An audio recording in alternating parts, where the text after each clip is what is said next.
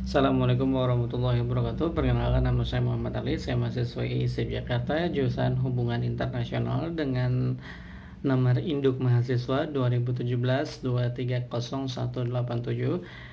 Baik, saya di sini akan menjelaskan mengenai kerjasama Korea Selatan dengan Indonesia dalam mengatasi pandemi COVID-19 atau virus corona ini di Indonesia itu sendiri. Yang pertama ialah saya akan membahas mengenai latar belakang kerjasama Korea Selatan. Sebagaimana yang kita tahu, Korea Selatan telah memiliki citra yang positif bagi negaranya sendiri, yang mana negaranya telah memberikan kemajuan yang secara signifikan dalam mengatasi wabah virus corona di negaranya sendiri. Secara tidak langsung, kemajuan yang dihasilkan dalam mengurangi dampak dari virus corona tersebut di negaranya menghadirkan citra positif yang membuat nama baik ataupun yang membuat Korea Selatan dilirik oleh negara-negara yang terdampak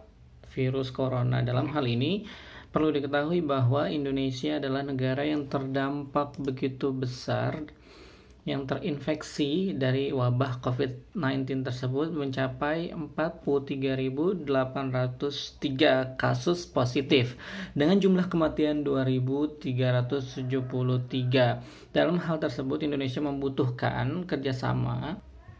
Cakupan alat kesehatan serta vaksin di Indonesia itu sendiri kurang memadai. Menurut Prof. Nila Muluk sebagai Menteri Kesehatan Republik Indonesia mengatakan bahwasanya Indonesia membutuhkan pasokan alat kesehatan yang memadai. Pasalnya, alat-alat kesehatan serta vaksin ini belum seutuhnya diciptakan oleh Indonesia itu sendiri, melainkan atas pemenuhan alat kesehatan Indonesia itu masih impor, sehingga istilahnya kesempatan bagi Korea Selatan untuk menjalin kerjasama dengan Indonesia. Mampunya Korea Selatan dalam mengatasi wabah COVID-19 ini membuat Indonesia mulai menjalin kerjasama. Sebelumnya, hubungan diplomatik yang terjalin baik dengan Korea Selatan menimbulkan kerjasama yang baik dengan Indonesia itu sendiri. Pasalnya ketika kita melihat yang lalu bahwasanya industri entertainment dan lifestyle Korea di Indonesia itu berkembang pesat. Hal ini menjadikan Indonesia sebagai sumber yang potensial bagi Indonesia apabila dilihat dari segi perspektif geopolitik kawasan Asia Tenggara. Asia Tenggara ini memiliki wilayah yang strategis, di mana cakupan wilayah ini sebagai pasar global yang sangat potensial pada dasarnya, terutama di Indonesia itu sendiri dengan penduduk yang relatif terbesar di dunia keempat, serta penduduknya relatif konsumtif dari segi teknologi industri yang begitu mumpuni selain belum canggih. Ini menjadi peluang bagi Korea Selatan untuk menciptakan atau untuk bekerja sama dengan Indonesia dalam kolaborasi menciptakan vaksin serta memberikan bantuan alat kesehatan, yang mana menjadi perebutan distribusi citra bagi negara-negara besar seperti Amerika Serikat dan China.